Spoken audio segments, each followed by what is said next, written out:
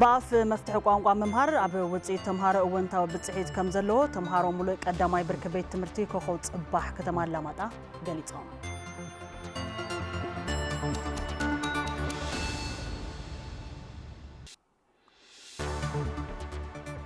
ኣብ ትግራይ ኣብ ዝቕጽሉ 4 ኣዋርሕ ቀሊል መጠን ዝናብ ከም ዝህሉ ተገሊጹ።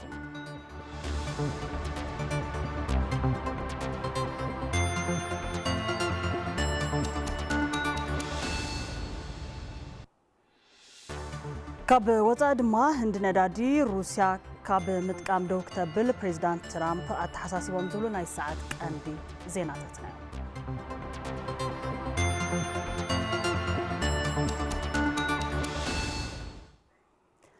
ሰላም ጥዕና ይብልና ዝኸበርኩም ተመልከትና ዕለታዊ ዜናታት ሒዝናልኩም ቀሪብና ኣለና ኢየሩሳሌም ገብረመድን ብመዳይ ምልክት ቋንቋ ድማ ሰሎሞን ሃይሉ ዕለታዊ ዜናታት እናሳሰና ሓቢርናኩም ክንጸንሕ ኢና ፈለማ ሓጸርቲ ዜናታት ኢና ክንፍልም ብልዋም ገብረ ኪዳን ክቐርበልና እዩ ጥዕና ይብለይ ከመይ ጸኒሕኩም ዝኸበርኩም ተመልከትና ነዚ ዕለት እዚ ዝመረጽናዮም ሓጸርቲ ዜናታት ሒዝና ቀሪብና ኣለና ናብ ናይ ፈለማይ ዜና ክንሰግር ኣብ ትግራይን ዓፋርን ኣጋጢሙ ብዝነበረ ምንቅጥቃጥ መሬት ልዕሊ 43,000 ሰባት ሓገዝ ከም ዘድልዮም ሓለዋ ሰብኣዊ መሰል ሓገዝ ኮሚሽን ሕብረት ኣውሮፓ ሓቢሩ ቅድሚ 5 መዓልታት ኣጋጢሙ ዝነበረ ምንቅጥቃጥ መሬት 5.7 ሬክተር ስኬል ዝልካዕ ከቢድ ሓደጋ ከም ዝነበረ እውን እቲ ኮሚሽን ገሊጹ ኣብ ትግራይ ከተማ መቐለን ከባቢኡን ኣስታት 40 መንበር ገዛ ከም ዝዓነውን ልዕሊ 225 ሰባት ድማ ከም ዝተፈናቀሉ ናብ ኮሚሽን ሕብረት ኣውሮፓ ዳይሬክተር ጀነራል ሰብኣዊ መሰል ሓገዝ ኣረዲኡ ብፍላይ ድማ ኣብ ክልል ዓፋር ወረዳ በራሕለ ሓደ ወዲ 12 ዓመት ሰገን ክመውት እንከሎ ልዕሊ 1400 መንበር ገዛ ከም ዝፈረሱን ኣብያተ ጥዕና ትምህርትን መስተማይን እውን ከም ዝዓነውን እቲ ኮሚሽን ንማዕኸን ዜና ኣዲስ ስታንዳርድ ሓቢሩ ክብል ሪፖርተርና ኤፍሬም ረዳሃይ ጸብጺቡ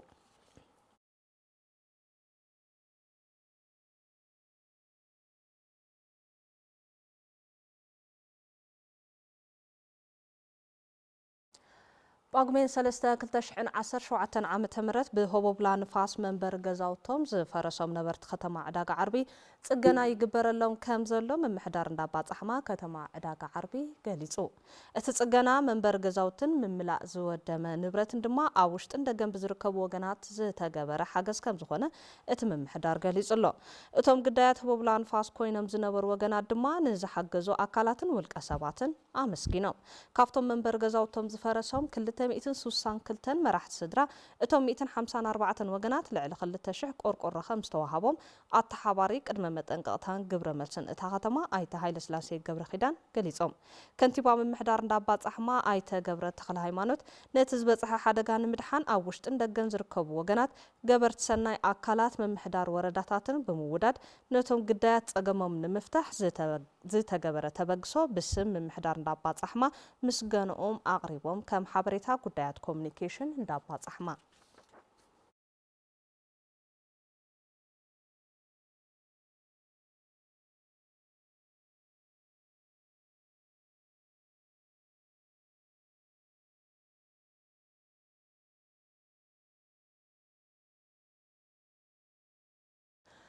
ሃፍቲ ተፈጥሮ ንምሕዋይ ብዝወገን ወስራሕቲ መፍረያይነት ክውስኽ ከም ዘኽእሎም ሓረስቶት ወረዳ እንዳመኾኒ ገሊጾም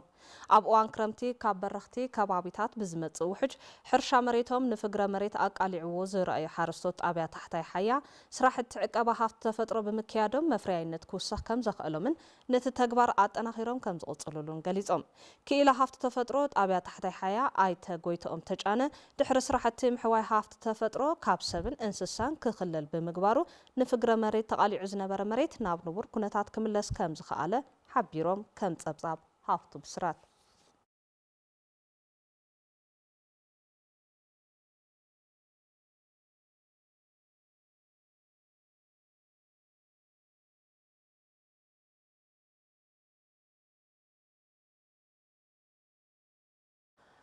ኣብ ዞባ ደቡብ ምብራቕ ትግራይ ከተማ ዓዲ ጉደም ብርሰት ሃፍቲ ተፈጥሮ ንምክልኻል ዓሊሙ بركت زبلو مدرك تأكل استساتفلو وعلى دني ببركي زوبا أصاليتو وانا محداري زوبا دو مبراق تقرأ ايتكال لحقازي ولا قوات زنبرة نايت انتت كوينات ام مقداد برست هافت تفترو ناي بعلو اتسلواي هالو قندما حد أكالات نفحام عنصيتي نتحرس مريت نمت أشان قالوتن بزبل سبب حالافنت بزقودلو منقدي برست دني نافت أمو مخانم أبريهم إذ وانجل مخانو تفليتو ناي فتحي أكالاتن زملكتهم تقطتا محاورن بحبار مس حبرت سب من نباب اتحادقا مبراس أقراب كقلبسن ناي حقت حتاتنت كسفن مخانو قليزم أفتو على استرخبو مكتل بيرو حرشا كلل آيت ألم برهان هاريفيو بسن كزقات أمنا جونوسايدال كوينات هافت تفترونا أب حدقا موداقون زلاق حويت نمرققات حويت هافت تفترو بمرققات لمعاتاوي أتحساسبا هزبي ناب نبور مملاس مخانو أغنزيبهم أفتو على هلو كنتات هافت تفترو كللنا زلو كنتات زقلتو مزنعتاو صحفاتن ناي حق دنبي 544 هزبار كل تشعين 16 قريبهم تزتي لوميو كم تصبصاب يمان حلوف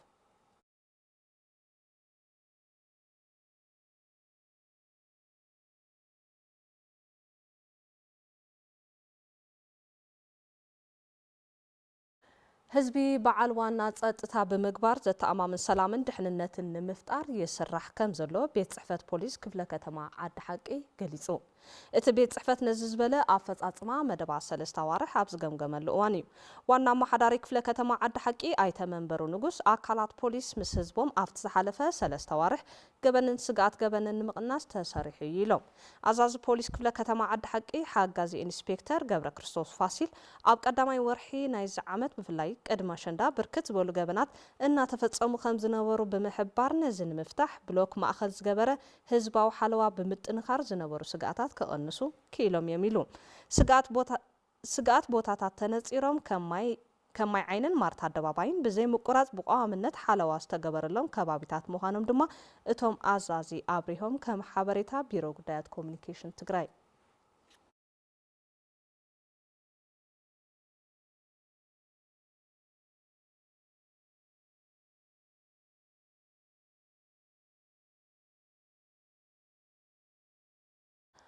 ኣብ ክባ እትርከብ ከተማ ሱዳን አልፋሸር ካመረበቶም ተመዛቢሎም ዝተዓቀብሉ ቦታ ብሰብ አልቦ ነፈርቲ ብዝተፈጸመ መጥቃዕቲ ብዓሰርተታት ዝቁጸሩ ሰባት ከም ዝሞቱ ተገሊጹ ኮሚቴ ተቃውሞ አልፋሸር ዕጡቃት ዳዕመ ኣሰሪዕ ኣብ ውሽጢ ሓደ ዩኒቨርሲቲ ዝርከብ ማዓስከር ክልተ ሰብ አልቦ ነፈርትን 8 መዳፍዕን መጥቃዕቲ ከም ዝፈጸሙ ሓቢሮም መርበብ ሓኻይም ሱዳን ከም ዝጸብጸብዎ ኣብ አልፋሸር ዝተፈጸመ መጥቃዕቲ 17 ህጻናት ዝርከብዎም 57 ደቂ ኣንስትዮን ኣረጋውያንን ክሞቱ እንተለዉ ልዕሊ 17 ሰባት ድማ ቆሲሎም እዮም ኣብ ትሕቲ ዕጽዋን ክባን ኣዋርሕ ዝሰርሓ ዘለዋ ሆስፒታላት ብመጥቃዕትን ዝተጎድኡ ሰባት ሓኻይም ኣብ መተሓላለፊ መንገዲ ንዝቆሰሉ يحكموا مهلاهم BBC تصبصبو حبرات هاجرات اب الفاشر لعل 250 شح سلاماوያን ሰባት ተዓጽዮም ከም ዘለው ብምጥቃስ ኣብ ሲቪሊያዊ ከባቢታት ዝካየድ ቀጻሊ መጥቃዕቲ ገበናት ኩናት ክኸውን ከም ዝኽእል ኣጠንቂቑ ይብል ጸብጻብ BBC ትዕግስቲ ሓድሽ ከም ዘወደደቶ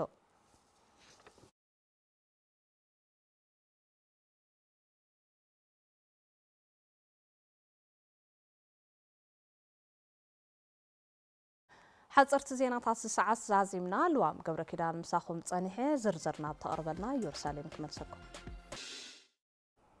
يمسجن لوام بزرزر نابنريهم قدات كنسجر تمزابلتي دحننتهم تحليو ناب مربتهم مملاسن غزاتو حدነት ትግራይ መረጋጋጽን ቀዳምነት ዝወሃቦ ስራሕ ኢሎም ምክትል ፕሬዝዳንት ግዜያዊ ምሕዳር ትግራይ ኣይተ ኣማኑኤል ኣሰፋ ምስ ተወከልቲ ዓለም ለኻዊ ትካላት ውድብ ሕቡራት መንግስታት ተረኺቦም ኣብ ህልዊ ኩነታት ትግራይ ዘትዮም ኣለዉ ንትዘተ መሳርሕትና ዮሃና ወላይ ተኸታቲላቶላ ምክትል ፕሬዝዳንት ግዜያዊ ምሕዳር ትግራይ ኣይተ ኣማኑኤል ኣሰፋ ምስ ተወከልቲ ዓለም ለኻዊ ትካላት ውድብ ሕቡራት መንግስታት ተራኺቦም ኣብ ዘሳለጡ ወዘተ ከም ዝሓበርዎ ብሰንኪ ወራር ካብ መረበቶም ዝተመዛበሉ ወገናት ናብ መረበቶም ብዘይ ምምላሶምን ግዛኣታዊ ሓድነት ትግራይ ብዘይ ምርግጋጹን ጸገማት ትግራይ ንምፍታሕ ዕንቅፋት ኮይኖም ለይሎም ተመዛበልቲ ድሕንነቶም ተሓልዩ ናብ መረበቶም ንምምላስ ግዛኣታዊ ሓድነት ትግራይ ምርግጋጽን ቀዳምነት ዝወሃቦ ስራሕ እዩ ዝበሉ ኣይተ ኣማኑኤል ዓለም ለኻዊ ትካላት እውን ስምምዕነት ፕሪቶሪያ ከይተሸራረፈ ክትግበር ዝከኣሎም ሓገዝ ክገብሩ ፀዊዖም ተመዛበልቲ ወገናት ድሕንነቶም ተሓልዩ ናብ መረበቶም ክምለሱን ትካላት ሰብኣዊ ሓገዝ ስራሕቶም ክውግንን ግዚያዊ ምምሕዳር ትግራይ ዝገብሮ ሓገዝ ኣጠናኺሩ ከም ዝቕጽለሉን እውን ገሊጾም ተወከልቲ ትካል ምግቢ ዓለም ትካል ስደተኛታት ዓለም ትካል ልምዓት ውድብ ሕብራት መንግስታትን ካልኦት ዓለም ለኻዊ ትካላትን ኣብ ፍታሕ ተመዛበልትን ተመለስትን ምስ ኣመራርሓ ግዚያዊ መንግስቲ ትግራይ ኣብ ዘሳለጡ ወዘተ ብተወሳኺ ኣብ ዳግመ ሕውየትን ህንፀትን ትግራይ ብጽሒቶም ንምፍጻም ቁርዋት ምዃኖም ቤት ጽሕፈት ፕሬዝደንት ሓቢሩ ፕሬዝዳንት ግዚያዊ ምምሕዳር ትግራይ ታደሰ ወረደ ምስ ዋና ስራሕ አካይድን ፕሬዝዳንትን አገልግሎት ተራድኦ ካቶሊካዊት ቤተክርስቲያን ሲን ካልሃን ዝተመርሐ ጉጅለሉ ካብ ጠቕላላ ሰብኣዊ ሓገዝ ዝድሃበ ዘተካይዶም ዮሐንስ ብርሃነ ከቕርቦ እዩ ኣብ ከቢድ ማሕበራዊ ጸገም ዝርከብ ህዝቢ ትግራይ ህጹጽ ሰብኣዊ ሓገዝ ክቐርበሉ ፕሬዚደንት ታደሰ ወረደ ጸዊዖም እቶም ፕሬዚደንት ነዚ ዝበሉ ኣገልግሎት ተራድኦ ካቶሊካዊት ቤተክርስቲያን ኣብ ትግራይ ኣብ ናይ ህይወት ምድሓን ስራሕቲ ቀረብ ምግቢ ምርጋጽ ውሕስነት ምግቢ ህንጸትን ሕድሳትን ኣብያተ ትምህርቲ ኣገልግሎት ጡሪ ዝስተማይን ካልኦት ብርከት ዝበሉ ንጥፈታትን ስራሕትን ንዘበርከቶም ዓበይቲ ደገፋት ምስግና ዘቕረቡ ኮይኖም ሕዚ እውን ኣብ ትግራይ ዘሎ ኩለ መዳያዊ ጸገማትን ሕጽረታትን ክሳብ ዝፍታሕ ካብ ናይ ህጹጽ ሰብኣዊ ሓገዝ ክሳብ ናይ ዳግም ሕውየትን ህንጸትን ተመዛበልቲ ናብ ንቡር ቦትኦም ዝምለስሉ ደገፎም ኣጠናኺሮም ንኽቕጽሉ ጸዊዖም ፕሬዚደንት ታደሰ ወረደ ኣገልግሎት ተራድኦ ካቶሊካዊት ቤተክርስቲያን ምስ ዓለም ለኻዊ ትካል ተራድኦ ልምዓት ኣሜሪካ ብምትሕብባር ብፍላይ ኣብ ትግራይ ብሰንኪ ኩናትን ድርቅን ኣብ ከቢድ ሓደጋ ንዝወደቀ ሕብረተሰብ ህጹጽ ሰብኣዊ ሓገዝ ብምሃብ ዋላ ኣብ ባይታ ምስ ዘሎ ኣዝዩ ከቢድ ጸገም ዘይማጣጠና ይኹን ነገር ግን ንኹሉ ዝተገበረ ድጋፍ ከይመስገንን ተጠናኺሩ ንኽቕጽልን ጻውዒት ኣቕሪቦም ተመዛበልቲ ውሕስንኦምን ድሕነቶምን ተሓልዩ ናብ መረበቶም ንኽምለሱ ምስ መንግስቲ ፌደራል ይስርሐሉ ከም ዘለዎ ዝገለጹ ፕሬዚደንት ታደሰ ወረደ ኣገልግሎት ተራድኦ ካቶሊካዊት ቤተክርስቲያን እውን ኣብ ዝመዳይ ናይ ባዕላ ኣጃም ክትወፊ ጸዊዖም ዋና ስራሕ አካያድን ፕሬዚደንትን ኣገልግሎት ተራድኦ ካቶሊካዊት ቤተክርስቲያን ያሲን ካልሃን ናይ ዞባታት መብራቕን ደቡብ ኣፍሪካ ዳይሬክተር ማቴዎ ዴቪድን ዳይሬክተር ኣገልግሎት ተራድኦ ካቶሊካዊት ቤተክርስቲያን ኣብ ኢትዮጵያ ኣቶ ዘመድየ ዘውድየን ኣብቲ ምስ ፕሬዚደንት ታደሰ ወረደ ዝተገብረ ዘተ ከም ዝተረኸቡ ካብ ቤት ጽሕፈት ፕሬዚደንት ዝተረኸበ ሓበሬታ የመላኽት በኣፍ መፍትሒ ቋንቋ መምሃር ኣብ ውፅኢት ተምሃሮ እወንታዊ ብጽሒት ከም ዘለዎ ተምሃሮ ሙሉእ ቀዳማይ ብርኪ ቤት ትምህርቲ ኮኸብ ጽባሕ ከተማ ኣላማጣ ሓቢሮም ኣብታ ከተማ ሕጽረት መምሃሪ ክፍሊ ብምህላው መንግስትን ኣካላት ገበርቲ ሰናይን ፍታሕ ክገብሩሉ ድማ ኣመራርሓታ ቤት ትምህርቲ ይጽውዑ ደረሰ ብርሃነ ኣብ ከተማ ኣላማጣ ትርከብ ሙሉእ ቀዳማይ ብርኪ ቤት ትምህርቲ ኮኸብ ጽባሕ ዝመሃሩ ተምሃሮ ኣብ ዝሓለፉ 2 ዓመታት ከይዲ መምሃር ምስትምሃር ብኣምሓርኛ ቋንቋ ብምንባሩ ኣብ ምጭባጥ ይጽገሙ ከም ዝነበሩ ብምግላጽ ካብዚ ዓመት ጀሚሩ ግን ብኣፍ መፍትሒ ቋንቋ ብምምሃሮም ኣብ ምርዳእ ጸገም ከም ዝተቓለለሎም ተዛሪቦም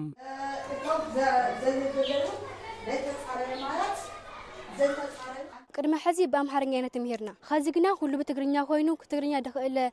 ትግርኛ መሃርዩ ቋንቋ መምህራት ንሓገዙ ይድንሆ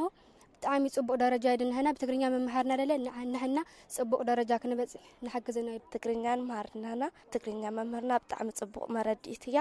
ሸውዓይን ሾምናይ በትግርኛ ብዝኾነ ከዓ ንሽተይ ትምህርቱን ቅልልና ናተረደናዩ ቋንቋና ስለዝኾነ ስለንፈልጦውን ናተረደና ወፂ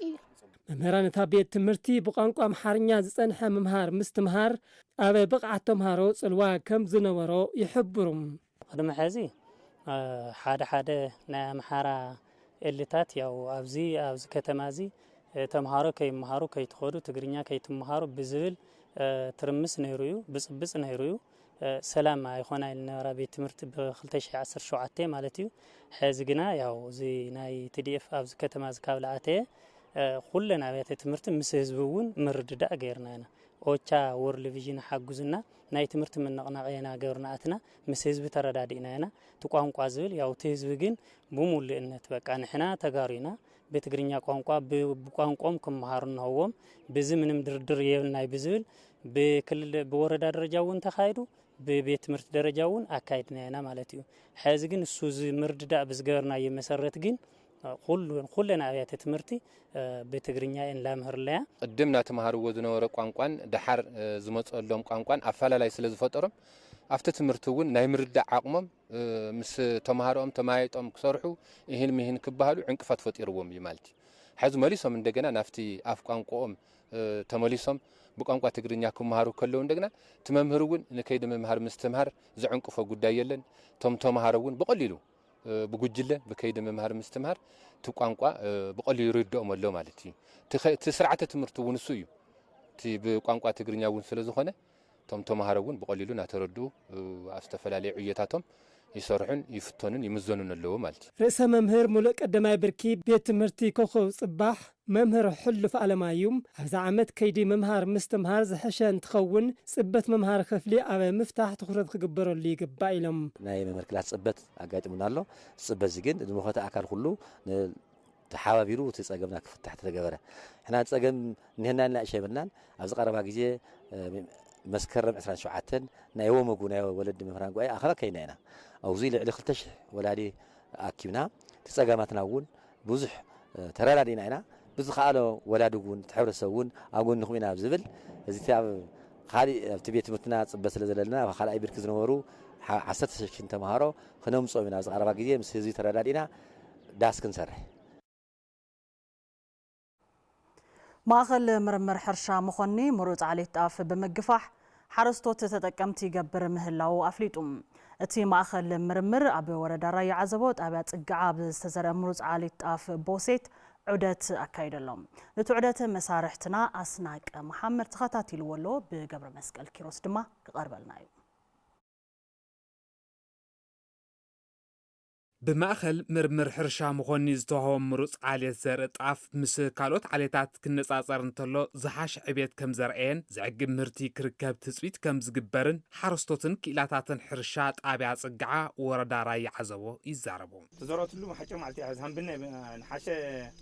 11 12 13 كام زر نحوينا بنا يزرع بعدنا مالتي حزلك هم بنا نطقمنا بنا مالت لك زناوت حاجه هم بنا اتخونلا مالتي زنام الحروس خجن لأنه واحد لا دربت خلا هنا توس أو ولا تيسمر ولا بأكل ما تعرفي دور ونا ملحسوتي شاف ملحسوتي طب هنا سعوي تسفيدنا طلعوا محس ولا أنا زناوي رمشش ولا ندا أنا موسى بهرنوه كأنا من درب بهرنوه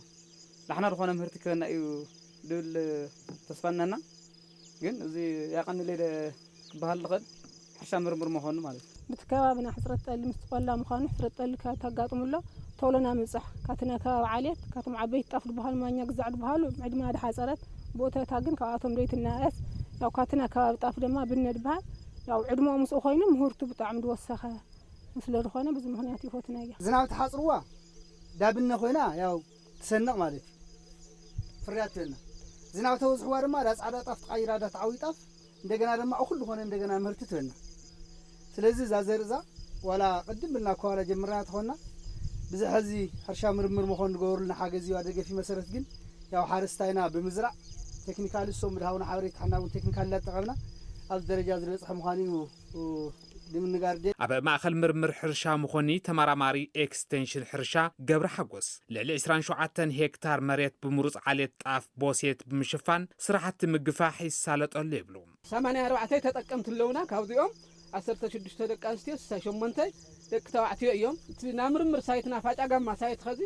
ያው ብልተፈላለየ ምክንያት ካብ ኢድና ወፂኡኖ ስለዚ ካብ ኢድና ምምፃኡ ለለና መማረፅታ እዩ ካብ ገባር ላብ ገባር እኳ ክመሓላለፍ ልኽእል ዘርኢ ኣብዞም ና ጥንቅሽ ራያ ዝበሃሉ ሕብረት ስራ ማሕበር ዘርኢ መምረቲ ሕብረት ስራ ማሕበር ኣምሪትካ ንቐጻሊ ያው ልትገባር ካብ ገባር ላብ ገባር ልመሓላለፍ ዘርኢ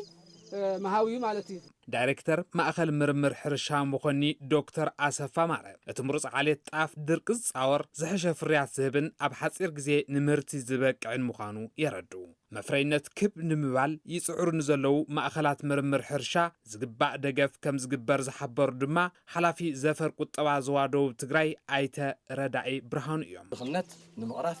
ዝግበር ዘሎ ኣስተዋፅኦ ከም ዞባ ይኹን ከም ጠቕላላ ናይ ዞባ መራርሓ ይኹን ሰማያ እውን ዝለዓለ ምስጋና ኣለና እዚ ንቐጻሊ ትገብርዎ ስራሕቲ ኣብ ጎንኩም ኣለና ዜንዜን ትፈትሐለካ ኣነ ክመራመርቲ ኮይነ ዞባ ዜንዜን ክትፈትሐለካ ወረዳ ኣነ ክመራመርቲ ኮይነ ናይ ምዕፃይ ማለት ናይ ገባር ዘሎ እንጀራ ምዕፃይ ማለት እዩ ዝብል ክፍቲ እዩ ቢሮ እውን ክፍቲ እዩ ኣብ ዘሎ ሰማያት ንምሕጋዝ እውን ብፅሑፍ ይኹን ብካልእ ኣካል ሰኒድኩም ክተምፅዎ ኣለኩም ማለት እዩ ኣብ ዝቕፅሉ 4 ኣዋርሕ ብፍላይ ድማ ኣብ ወርሒ ጥቅምትን ሕዳርን ኣብ መብዛሕትኦም ከባቢታት ትግራይ ቀሊል መጠን ዝናብ ክህሉ ትፅቢት ከም ዝግበር ማእኸል ኣገልግሎት ሜትሮሎጂ ጨንፈር ትግራይ ኣፍሊጡ ዮሃና ወላይ ኣዋዲዳቶላ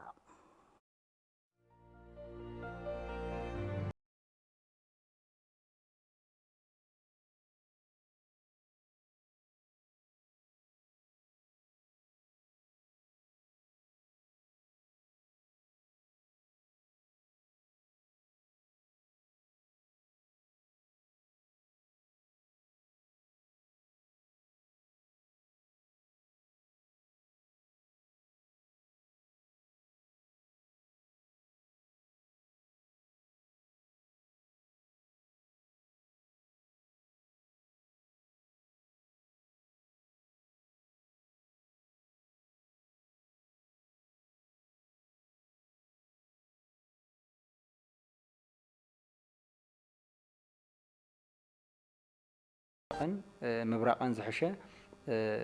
ناي دمنا شفان كليو قاتلون ناي حدار خلأي سمنون بتمساسالي ناقنسة كاب سمون أو سمون ناقنسة ناي مجمرة حدار زحشة ناي دمنا شفاننا قليل خفازنا خليو سلذي تخليتون ناقنسة أما جرشة وسالساي ورحي درقن نفاسمان قحات مشتن دمو ناب زحلي زغير اللخونتات زا سق زنا ويم قدا زناون تثبيت خمسة يقبر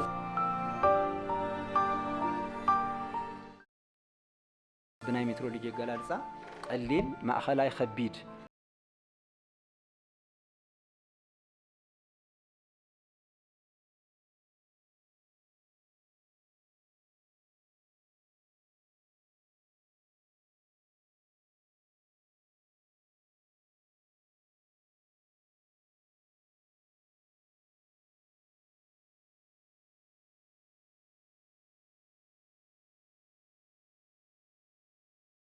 نابي سلازي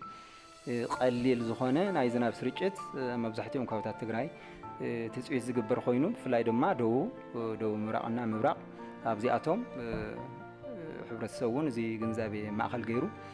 ጥንቃቄ ከገብር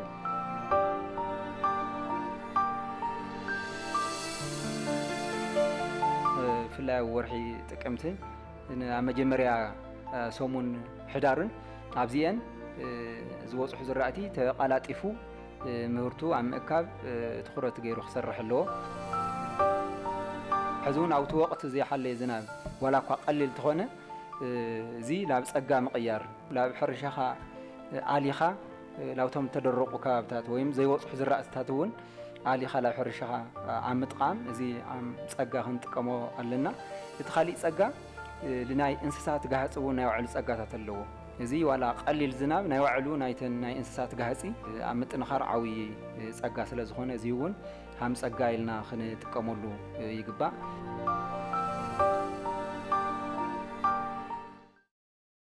حزد ما صبصابات بيزنس وشت عدن وصان زقربلو غزاير بصحنا لنا حفت قبر دحر زحات صار مسغاغري كقصلي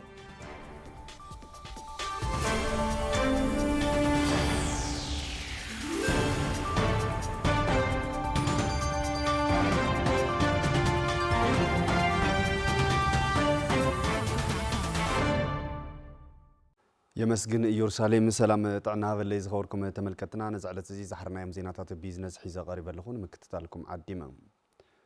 تكال حاتسينا متسينن انجينيرينغن مسفن أب زغطلو حموش تعامتات أب عداق عالم تودادارين مخان كمز سر حفليتهم تتكال نزي زغلصه كاب كلتشحن 26 كساب كلتشحن 30 كم قطاصرا فرنجي زصنح استراتيجيك تلمي قصل تحموش عامتات تملكيتو جمجم كوربريت استراتيجي ابز سالطلو اوانيو قبر اغزابير قدامو بزرزر حيزولو تكال حاتسينا متسينن انجينيرينغن مسفن كاب 26 كساب 30 عامه فرنجي صنح استراتيجيك تلمي قصل تحموش عامتات تملكيتو جمجم كوربريت استراتيجي ساليتوم نتصبصاب زقربو حلاف هنصت عقم تكال حاتسينا متسينن انجينيرينغن مسفن ايت جرماي مسفن تتكال بمهرتي عبعداق عالم تواداراي كخونن بتكنولوجين بسب حيلن كن زغبر مخانو يردوم ناي استراتيجي وانا متنطن شتتات نتايم اوزوشت 5 عامت بايثيوبيا درجه مريح ناي تكنولوجي كوبانيا خوينكا مريح فتح وهذا يتكال كوينكا اما وداتا እንደገና ያው ዓለም ለኸ አዳጋ በሰፊሁን መታዊዩ እዚህን ምግባር استفላለዩ ጎላት ተነጽረም አለው እቲ ቁልፍ ጎእሸቶ ወይ ትቁልፊ ሜን ጎድኑሎ ህንጸት ኃይል ሰብዩ ካብ ተሳትፍቲ ኣብ ዙርያ ተቀረበ ጸብጻብ ትልም ቀጸል ተሓሙሽ ዓመታት ትካል ሓጺነ መጺንን ኢንጂነሪንግን መስፍን ሕቶታትን ርእይቶታትን አቅሪቦም እዮም ሰራሕተኛ ተሰራሕታት ትራስት ግብረሎ ናተይ ዩዝ ግብረሎ ሰራሕተኛ ትራስት ተዘሃልይዎ ሰራሕተኛ እምነት ተዘሃልይዎ ግን ከቢድ ዝመጽ ዝን ይሄ ነገራት ሁሉ ልክ ተኻሊ ቴክኖሎጂ ዝሕግዞ ነገራት ሎ ሰራሕተኛ እንተ ዘይሕዝናዮ ግን ብጣዕሚ ከቢድ ፕሮሞሽን ክሰርሐሎ ክካታተሎ ፊድባክ ክረክብ ክኸለሎ ታይታይ ፕሮዳክት ኣለውና ዞም ፕሮዳክት እዚኣቶም ኣብ እዩ ማርኬቶም ቱ ኢንፑት ሰፕላይም ካብ እዩ ልብልውን ብደንቢ ተዝረአ ላበይና ክንበጽሕ ንብልስ ከምጠልና ነይሩ ኢለ ይሓስብ ምስን رول فو كرون جلس بهلا مسنا أوروبا نحركن ودادر كوينا أو زلونا ديزاين عقمي بدن بي كرأ خلالو نتم زقربو حتتات بما بعكايد سراحتي تكال انجينير تسمى جيدين كالوت زملكوتهم أكلاتن من لاشي بملوم زين تقدم زين تزدحر زي كم زين تزخون زي كم زين تزخون زبل ناي سبيشالستس تاشون سلازحتت نسو انت حسابي غيرنا بدن بغيرنا ستاندرد زخونه دوكمنت نكوسخ نغبر إنا إلي وسدمو حلافنتنا يهزب اللو بولك كعا ناي بيزنس انت تسلز كونه كعا سرفايف يغبر اللو كلتين معرف وين انت هيدن صبوي انت زيلنا بايني اذا زنبل نافت انجينيرينج سوليوشن عقم مهناص اني كزنبل زلو زبل استراتيجي كان فتلنا توم نخدم عدتات ያው በመጽናዕት እዩ ፎር ሹር ክጽንዑ እዮም ናበይ ንኽድ ቀደም ታይኒዮ ባበይ ኮምፓራቲቭ አድቫንቴጅ ለለና ኢልካ ክረዩ እዮም ኢስት አፍሪካ ኮን ይኽእል ለይኮኑ እውን ይኽእል እዩ ስለዚ ህዝል ባህሎ ኢስት አፍሪካ እዩ ኢስት አፍሪካ ኮሚስ አውነሎ ስለዚ አውዚአቶም ክንኸደለና ቀድም ኢሉ እውን ተመክሮ ኣለዎ መስፍን ስለዚ ኣብ ደገ ኸይድና አፍሪካ በፍላይ ዓብይ ዲማንድ ይለለዎ ማእኸልና ትግራይ እንድሕር ገይርና ህዝብ ትግራይ ይልድግፈና ኢፈርት ጠቅላላ ማለት ኖት መስፍን ኦንሊ ኩሉሲ ኣብ ትግራይ ፎከስ ክገብር ኣለዎ ትካል ሓፂነ መፂንን ኢንጂነሪንግን መስፍን ዝሓዘኦ ትልሚ ንምዕዋት 4.7 ሚልዮን ዶላር በጀት ከም ዝተሓዘሉውን ንምፍላጥ ተኻኢሉ ኣብ ከተማ መቐለ ብ850 ሚልዮን ብር ካፒታል ዝተሃነፀ ዋግዋጎ ትሬዲንግ ብበዝሒ ትራንስፎርመር እናፍረ ከም ዝርከብ ኮሚሽን ኢንቨስትመንት ትግራይ ኣፍሊጦም እቲ ትካል ካብ ወፃኢ ዓድታት ዝኣቱ ዝነበረ ትራንስፎርመር እናተከአ ብዙሕ ሸርፊ ወፃኢ እናድሕነ ከም ዝርከብ ተሓቢሮም ብቐጻልነት ኣብ ውሽጢ ሓደ ዓመት 2882 ትራንስፎርመር ከም ዘፍረን ካልኦት 300 ትራንስፎርመር ድማ ከም ዝጽግንን እዚ ድማ ንቐጻሊ ኢንቨስትመንት ትግራይ ሰረት ምዃኑን ተሓቢሮም ዋግዋጎ ትሬዲንግ ኣብ ዝሕዚ ሰዓት 9 ሰራሕተኛታት ቆጺሩ ኣብ ዳግመ ሕውየት ትግራይ ጃሙ እናተዋፀ ዝርከብ ትካል ምዃኑ ካብ ኮሚሽን ኢንቨስትመንት ትግራይ ዝተረኸበ ሓበሬታ የመላኽት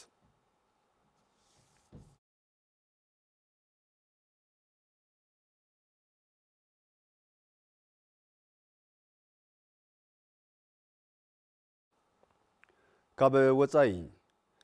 بمسارات أب منغو بريزيدنت أمريكا دونالد ترامبن قدما منستر هندي ناريندرا مودين استقبر مرددا هندي كاب روسيا كتوت صنحت ندادي دون مبال بموسانا بريزيدنت ترامب أمسجينهم وسانة هندي أب منغو هندن أمريكان زلو قطباون دبلوماسيون ركبات نمتنخر حقا زي مخانو زغلص ترامب تشاينا أثر هندي كتختلص أوعيت مقرابهم رويترز صبصيبهم هجرات أوروبا روسيا بلعلي يوكرين زكايدو ورار سعبو أبلعلي نداد روسيا قدا من بارنن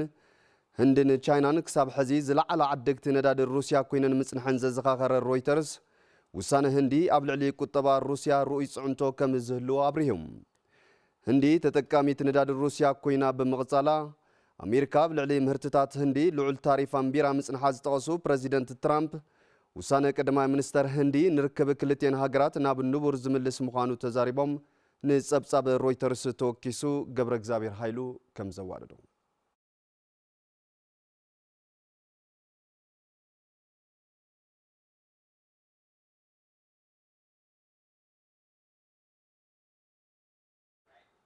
زخبركم تملكتنا حزد ماش كنتات شرفو تازر صدقات خطاتنا خنملس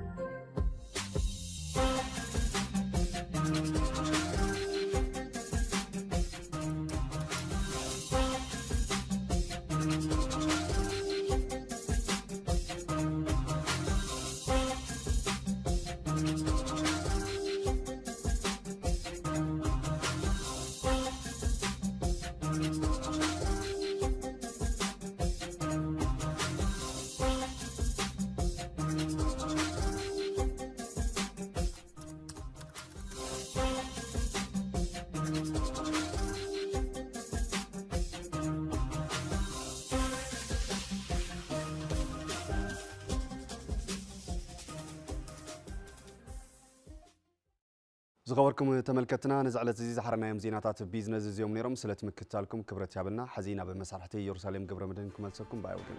تطبعتم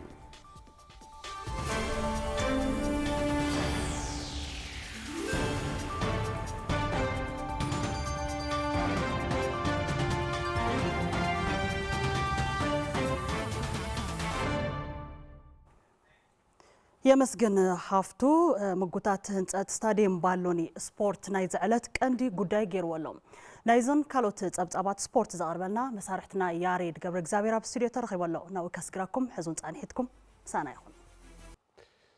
ተመልከትና ዳሓንዶ ጽንሕኩም ዜናታት ስፖርት ሰዓት ይሕዘልኩም ቀሪበ ዘለኹ ፈለማ ብሓበሬታ ውሽጢ ዓዲ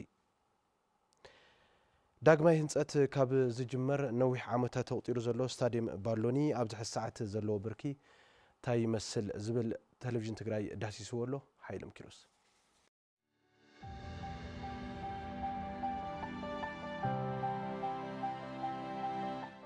ኣብ ትግራይ ኩዕሶ እግሪ ክዓቢ ኮይኑ ኣብ ተተካእቲ ተጻወቲ ትኹረት ምግባር ኣገዳሲ ምዃኑ ብተደጋጋሚ እናተገለጸ ዝመጸ ጥረ ሓቂ እዩ ተጻወቲ ንክፈርዩ እንተኾይኖም ድማ እቲ ወሳኒ ነገር ዝጻወትሉ ሜዳ ምምችቻው ኢሉ እውን ብርክት ዝበሉ መዘውተሪ ስፖርት ምስሕፋሕ ግድን ክብል እዩ ንሎም ንሪኦ ድማ ስታዲየም መቐለ ብተለምዶኣዊ ስሙ ስታዲየም ባሎኒ እዩ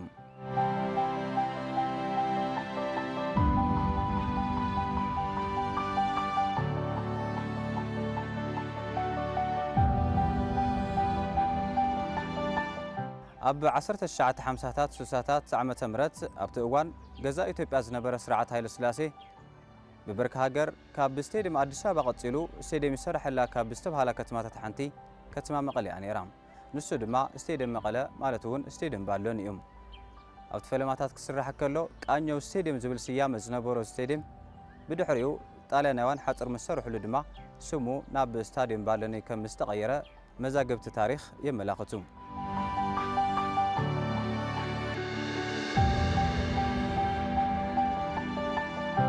ስታዲየም ባሎኒ ልዕሊ ኩሉ ስታዲየም ብርክት ዝበሉ ታሪኻት ዝወነነ ኢሉ እውን ዝተፈላለዩ ፍጻመታት ዝተኣናገድሉ ስታዲየም እዩ ብኩሉ ዓይነት ስፖርት ካብ ትግራይ ሓሊፎም ንሃገር ዝወከሉ ስፖርተኛታት ዘፍረየ ስታዲየም ከምኒ ጸጋይ ሃይለ ገብረመድህን ሃይለ ጸጋይ ኪዳነ ማርያም ገብረ ኪሮስ ኣማረ ዝኣመሳሰሉ ተጻወቲ ዘፍረየ ስታዲየም እዩ ቅድሚ 10 ዓመታት ድማ ኣብ ፕሪምየር ሊግ ኢትዮጵያ ዝሳተፋ ዝነበራ ጋንታታት ትግራይ ትራንስን ጉናን እዚ ስታዲየም እዚ ከም ዋና ስታዲየም ገረን ዝጥቀማሉ ዝነበራ እዩ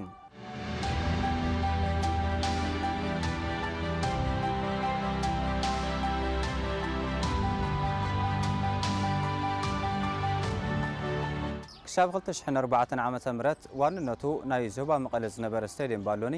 ካብ 2004 ጀሚሩ ግና መቐለ ዩኒቨርሲቲ ነዚ ስታዲየም ንምውናን ፕሮፖዛል ኣእትዩ እቲ ርክክብ ተፈጺሙ ነቲ ህንጸት ተጀሚሩ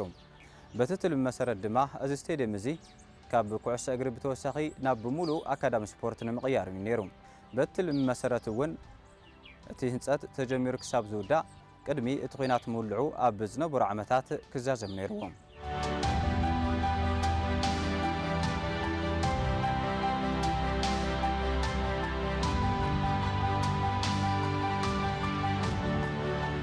ታሪኻዊ ስታዲየም መቐለ ማለት እውን ስታዲየም ባሎኒ ንህንጸት ተባሂሉ ካብ ዝዕጾ እንሆ 13 ዓመታት ተቆፂሮም ኣለዉ ኣብዚ ሕዚ ሰዓት እውን ኣደዳ ጉሕለትን ስርቆትን ከም ዝኾነ ንምዕዛብ ክኢልና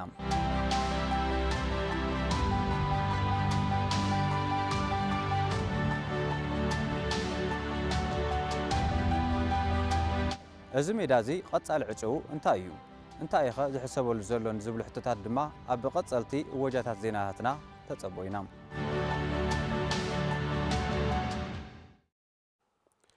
ካብ ዘርእስቲ ከወፃና ህንጸት ስታዲየም ባሎኒ ብምጉታቱ ኣብ ምንቅስቃስ ስፖርት ኣሉታዊ ጽልዋ ሕዲሩ ኢሎም ኣለው ስፖርተኛታት ሕዙን ሓይሎም ኪሮስ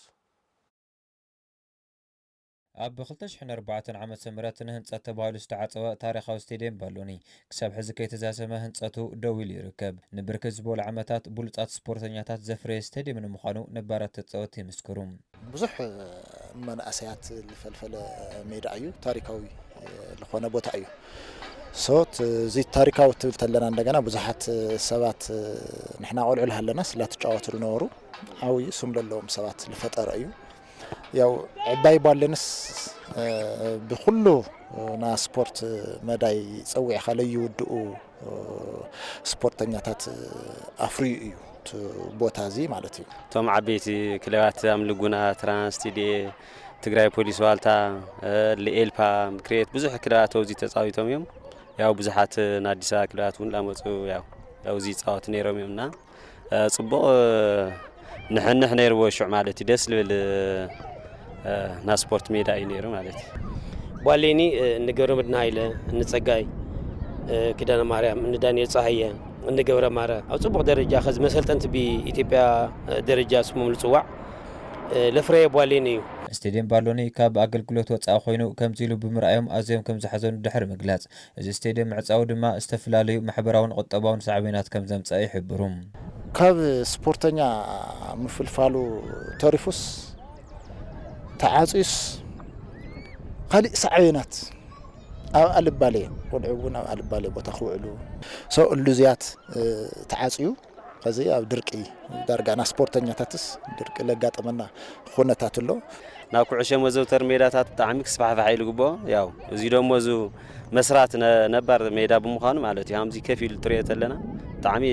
ንሓዝን ማለት እዩ ያው ፍልፍል እዩ ነይሩ ና ስፖርተኛታት ና ትግራይ ና ተጋሩ ተጻዋቶ ስፖርተኛታት እስካብ ብሔራዊ ቡድን ተጫዊቶም እዮም ካብዚ ሜዳ እዚ ልወፅዮም እና ሳምዚ ደው ኢሉ ትሪኦ ተለኻ ዳርጋቱ ለሎ ምንቅስቃስ ለደው ኢሉ ኢኻ ትብል ለሕሸ ስራሕ ተሰሪሑ ባሊን ላፍት ነበረ ነገር ክምለስ دفيت لقبر أكالي لي بقى سويلو هم تريو تو تصريح نار غازو انت اسفل قورنا نار تحاجنا تفتح ميوستوا تي تندينا ولا بولي وستونا بقى بتعمي غا تحزن عسرت 3 عامات تغمل لي ولا بقى سويلو موعلي هم تري لا خايو ناقو حاف ناقول موعلي خوينا بتعمي غا تحزن عسرت 3 عامات لكن من وزير البحر اللي هو روحي لي سويلو تعازيل الله حزون از ستاديوم تهاني تسكريو تمريتهم مخانو زغلصو اتم نبارات تصوتي يملكتنا اي بحال تدما بتخرت كسرحلو تصويعهم خزون حصير غزا وشتي ز نغرات زي تراواريوم تمصو لاب سرح تاتيوس دغنا سبورتኛታትና ተፈልፊሎምስ عبيت ተጫዋቶ ወፂኦም ኢትዮጵያውን ብኡልከ ዓለም كጫወቱ لخل قلعت خزون كنفر نخلينا ندحر تخرته هو للمتين سرارو حمزيلهم مسرحهم صبغي ግን ندحر مودات عليه ولا ندحر فينيشنج مጨረሽ ندحر ላይ ተረጋግን ያው خزለ ደውዩ ስለዚህ ተወዲዩሲ ብዙሓት መናሳያት ካውዝ ሜዳ ዚል ፎሪሉ ልኮን ይድልየተ عبيتو دي ተጫዊቶም ለሐለፉላ እኒው ሳቶም ለምስ መንግስት አካል መጽዮም ፍትሕ ጊሮምስ አው ዚ ተሰሪሑ ትናቃድም ዝከሮ መጽዮም ባሊን ኮፍለም ልሪሉ تسيتي قبر مالتنا من قستي زي كحجزنا كللوا كسرح اللوا يلو تملكتنا زينات السبورت ساعات نزيم يمز مسل نيرو مس زينات السبورت يا ريت قبل زي حبيبكم نيره مسترفو مدلواتنا سناي جزنا تمنخونا بمسارحتي يورساليم ملصق يمسجن ياريد اب موداتام سنسرعات قبري كياني تغادلاي هايل مرغيتا ጥቅምት 6 2018 ዓመተ ምህረት አብ ወረዳ ኢስራ አዶ ጅራት ጣቢያ ሰናዕለ ቤተክርስቲያን ማርያም ጭሎት ተፈጽሙ ስነስርዓት ቀብሩ ስድሩ ነበራይ ህዝቢ ኢስራ አዶ ጅራት ኃይልታት ጸጥታ ትግራይ ናይ ሞያ መሓዙትን ፈተውትን አብ ዝተረኸበሉ ተፈጽሙ ከያኒ ተጋዳላይ ኃይል መርጌታ ካወቦ مرجيتا قبر እግዚአብሔር ራጉኤልን አዲዮ ወይዘሮ ትምኒ ስብሐትን አብ ወረዳ ኢስራ አዶ ጅራት በሽንት 1981 ዓመተ ምህረት ተወሊዱም ጎንን ጎኒ ሞጓስ እንስሳት ናይ ቀዳማይ ብርክ ትምርቲ አብ ጣቢያ ሰናዕለ ድማ ዛዚሙም ባህለ ወጅራትን ራያን አብ ምዕባይ አብይ ብርክቶ ዘንበሮ ከያኒ ተጋዳላይ ኃይለ መርጌታም በትጥዑም ጉማየ አብ ልብ ትግራዋይ ካአቱ ድማ ኺኢልዩም ስራሕቲ ጥበብ ከያኒ ተጋዳላይ ኃይለ በቀንዱ አብ ክብረ አዶን አድን ከመውን መሰልና ጽነትን ዘተኮር መንባሮ بقرب زفلت وسمويا محازتو يقلصم اب 2013 ዓመተ ምህረት ዘጋጠመ ጆኖሳይዳው ኩናት ሲዕቡ ናብ ገድልስ ተጸንበረ ከያን ተጋዳላይ ኃይለም ምስ ብጾቱ ኮይኑ ሰፋሕት ዓወታት ከም ዝሓፈሰ ኣብ ስነ ስርዓት ቀብሩ ተገሊጹም ፈታው ሰሓቅን ጽዋታን መንባሩ በመተዓቢቱ ዝምስከረሉ ከያን ተጋዳላይ ኃይለም በዝሓደሩ ሕማም ክትትል ሕክምና ክገበር ድሕረ ምጽናሕ ጥቅምት 5 2018 ዓመተ ምህረት ካብ ዝዓለም ብሞት ተፈልዩም ቴሌቪዥን ትግራይ بحلفة هيوت كيان تقدالي هاي لمرجيت استسمو حزن الناقلتم نسدرون محازتون فتوتن دما صنعات يمنا